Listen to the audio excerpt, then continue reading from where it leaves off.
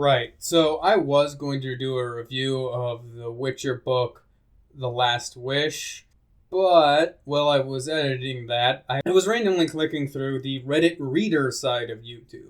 You know, the ones that just find like an old Ask Reddit page and read out people's responses, usually with a robot voice. Yeah, you know, mostly this is harmless entertainment. But I saw something and I really had to respond. The video in question is from the channel Panda Entertainment, though it's not like it matters. You're not really going to be able to notice the difference from one of these channels to the other. And it's entitled, "What's Something That You Frequently Hear That You Have to Correct?" Yeah, I see the irony, too, in me having to correct something that somebody insists they have to correct other people on. And that's because the Redditor in question here is very wrong. My freedom of speech.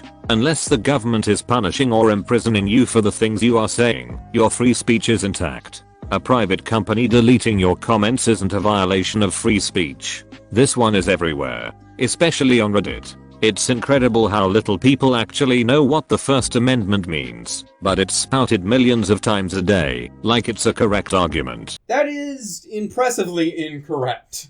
For one thing, that's an equivocation fallacy. You're equating the First Amendment of the United States being a completely different problem, but let's just focus on one thing at a time, with freedom of speech on the whole.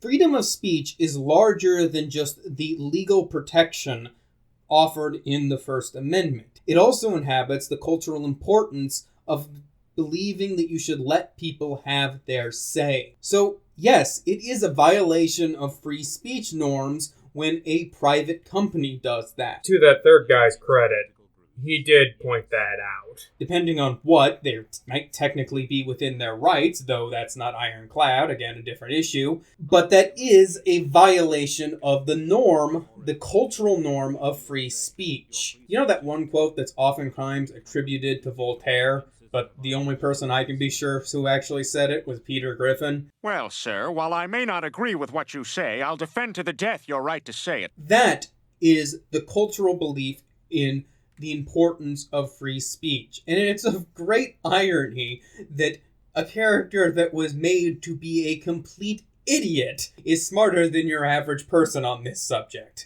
The strongest weapon against hateful speech is not repression.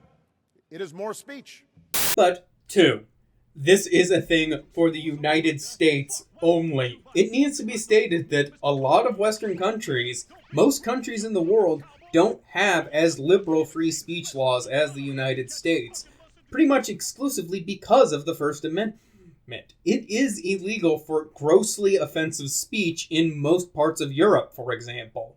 And I believe Canada as well. That doesn't tend to affect them as much, though, because they're culturally identical to Americans. And as long as Americans are perfectly fine to admit that first point I made, Canadians probably won't have that much to worry about their own government, even if they might not enjoy the exact legal protections. Though I'll admit I am unfamiliar with Canadian law. Thirdly, that's not even correct. If I say something and a mob threatens me in some way, for example, the police are obligated to protect.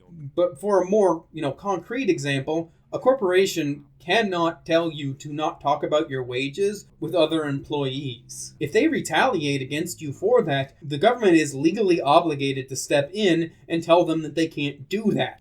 This is a fairly basic thing. It's a wrongful firing suit, guys. And it's something the, rednecks of the past fought long and hard over. I know this probably won't reach a lot of people, and I know I'm a channel that mostly just talks about entertainment, but I feel like this is important enough for a break. This is a common idea that keeps cropping up, and it is just so wrong. If you've ever made this argument, I'm looking at you, XKND, could you please find a different argument to be against freedom of speech for?